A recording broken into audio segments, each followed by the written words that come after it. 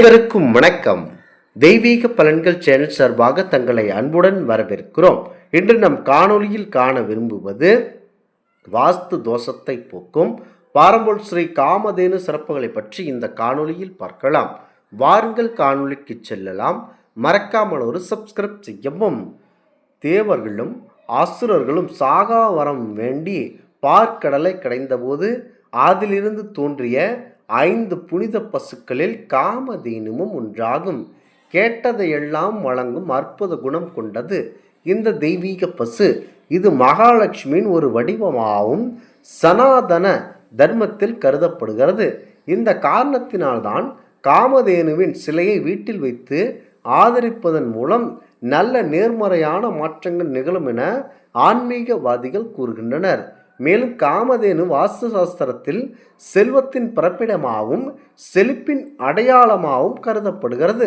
வாஸ்து தோஷங்களை விரட்டி ஐஸ்வர்யத்தை பெற உடனே காமதேனுடைய சிலையை வாங்கி வீட்டில் வைத்துக் கொள்ளுங்கள்.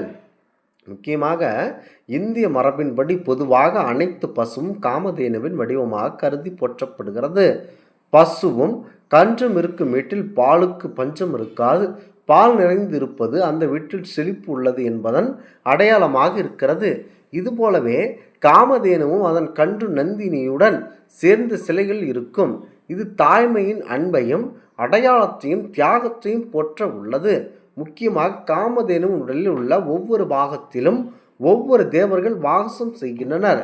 அது மட்டுமல்ல, பிரம்மா, சிவன், விஷ்ணு பெருமான் உள்ளிட்ட அனைத்து தெய்வங்களும் முப்பெருந்தேவியர்களும் அங்குதான் இருக்கின்றனர். அதனால் காமதேனு இருக்கும் இடத்தில் சகல தெய்வங்களும் உறையும் என்பதாக ஐதீகமாகும். காமதேனு சிலையை வழிபடுவதன் மூலம் 30 முக்கோடி தேவர்களும் ஆசி ஒரே நொடியில் பெறலாம் என்பது ஐதீகமாகும். காமதேனுவின் சிலையை எந்த உலகத்தில் வாங்குகிறோமோ என்பது மிக முக்கியம். சில உலோகங்கள் செய்யப்படும் சிலைகளே அதிர்ஷ்டத்தை தரக்கூடியது. வெள்ளியில் செய்யப்பட்ட காமதேனுவின் சிலை மன அமைதியை தரும். செவ்வாய் தோஷம் இருந்தால் அதை நிவர்த்தி செய்யும். பித்தளை செய்யப்பட்ட காமதேனுவின் சிலை வீட்டில் ஐஸ்வர்யத்தை நிலைத்திருக்கும். குருவின் அருளையும் பெற உதவும். செம்புவில் செய்யப்பட்ட காமதேனு சிலை வீட்டில் உள்ள வாஸ்து தோஷங்களை கண்டிப்பாக நீக்கி ஆரோக்கியத்தை வலுப்படுத்துகிறது. குறிப்பாக பிளாஸ்டிக் மற்றும் மண் போன்ற உடையும் பொருட்கள் இந்த சிலையை வாங்கக்கூடாது. இவ்வாறு செய்தால் பெரும் தரித்திரம் ஏற்பட அதிகப்படியான வாய்ப்புகள் இருக்கின்றன.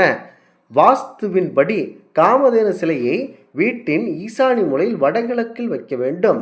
இந்த திசையில்தான் நீர் மற்றும் ஆன்மீக ஆற்றல் நிறைந்திருக்கும்.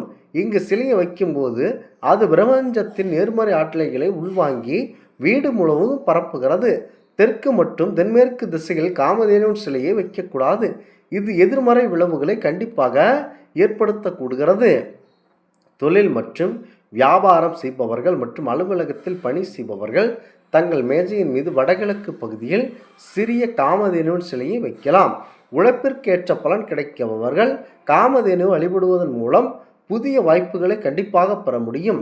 இது முடிவெடுக்கும் திறனை அதிகப்படுத்துவதோடு பணப்புழக்கத்தையும் சீராக்குகிறது. இந்த சிலையை எப்போதும் சுத்தபத்தமாக வைத்திருக்க வேண்டும். அதன் மேல் தூசு மற்றும் அழுக்கு சேர விடாமல் கவனமாக வைத்திருங்கள். அதாவது அழுக்கு சேராமல் வைத்து கொள்ள வேண்டும். வெள்ளிக்கிழமையில் சிலைக்கு சந்தனம், குங்குமமிட்டு மல்லிகைப்பூக்கள் தூவி ஊதுபத்தி மற்றும் சாம்பிராணி தூபம் காட்டி லட்சுமி கடாட்சத்தை நிரந்தரமாக்கும். காமதேனு எப்போதும் அல்ல குறையாத செல்வத்தை கொடுக்கும் அதிர்ஷ்ட தேவதையாக விளங்குகிறார்கள். அதனால் காமதேனு சிலையை வீட்டில் வைத்திருப்பவர்களுக்கு வாஸ்து தோஷம் என்பது கண்டிப்பாக இருக்காது. குறிப்பாக இந்து மதத்தில் பசுவை கடவுளாக வணங்கப்படுவதற்கு காரணம் அதில் மும்மூர்த்திகளும் அனைத்து தெய்வங்களும் தேவர்களும் அடங்கியுள்ளதாக குறிப்புகள் தெரிவிக்கிறது. அந்த அம்சம்தான் நாம் காமதேனு என்று அழைக்கிறோம். அப்படிப்பட்ட காமதேனு சிலையை வாஸ்து சாஸ்திரப்படி நாம் வீட்டில் அலுவலகத்தில் எந்த திசையில் வைக்க வேண்டும் என தெரிந்து வைத்து கொள்ள வேண்டும். வாஸ்துவின் அடிப்படையில் வீட்டில் காமதேனு பசு சிலையை வைப்பது மிகவும் மங்களகரமானதாக இருக்கிறது. மரணமில்லா வாழ்க்கையும் குறையாத மகிழ்ச்சி, செல்வத்தை தரக்கூடிய அமிர்தத்தை பெற தேவர்கள் மற்றும் அசுரர்கள் சேர்ந்து பார்க்கடலை கடைந்தபோது வெளிப்பட்ட 14 விலை உயர்ந்த ரத்தினங்களில் காமதேனு பசுவும் ஒன்றாகும். அப்படிப்பட்ட அற்புதமான காமதேனு அந்த பசு சிலையை நம் வீட்டில் வைப்பது மகிழ்ச்சியையும் செல்வ வளத்தையும் மன நிம்மதியையும் நல்ல அதிர்ஷ்டத்தையும் கிடைக்கச் செய்யும். வாஸ்து சாஸ்திரப்படி காமதேனு சிலையை வீட்டில் எந்த பகுதியில் எந்த திசையில் வைக்க வேண்டும் என தெரிந்து கொள்வது அவசியம். நம்முடைய வீட்டில் நந்தினி என அழைக்கப்படக்கூடிய கன்றுடன் கூடிய காமதேனு பசுவின் சிலையை வீட்டில் வைப்பதால் வாழ்க்கையில் உள்ள பிரச்சனைகள் படிப்படியாக விலகி மகிழ்ச்சியையும் அமைதியையும் நிறைந்து காணப்படுகிறது. குறிப்பாக உங்கள் வீடு அல்லது அலுவலகத்தில் ஈசான்ய மூலை எனப்படும் அழைக்கப்படும் வடகிழக்கு திசையில் காமதேனு சிலையை வைப்பது சிறப்பானதாகும். காமதேனு சிலையானது வெள்ளி, பித்தளை மற்றும் செம்பு உலோகத்தில் செய்யப்பட்டதாக இருத்தல் உங்களுக்கு செல்வ வளத்தை கூட்டுகிறது. இல்லத்தின் நுழைவாயில் வைக்க நினைப்பவர்கள் பளிங்கு காமதேனு சிலையை வைப்பது சிறப்பு.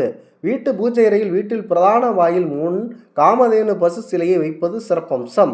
வாஸ்து சாஸ்திரப்படி கோவர்த்தன பூஜை, கிருஷ்ண ஜெயந்தி, கோபத்ம விரதம், கோபத சூத விரதம், முக்கியமாக கோபஜ துவாதசி விரதம் உள்ளிட்ட மங்களகரமான தினத்தில் காமதேனு பசு விக்கிரகத்தை வாங்கி வந்து வீட்டிற்கு கொண்டு வந்து நன்மை தர வைக்கும் இந்த செயலால்.